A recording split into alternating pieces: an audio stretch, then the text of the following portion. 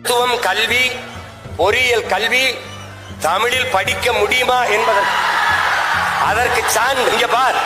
ஈழத்திலே ஈழ தாயகத்தை கட்டி எழுப்பிய எங்களுடைய தலைவர் மேதகவே பிரபாகரன் அவர்கள் தமிழீழ மண்ணில் மருத்துவத்தை, பொறியியலை, சட்டத்தை தமிழிலே படிக்க வைத்தார்.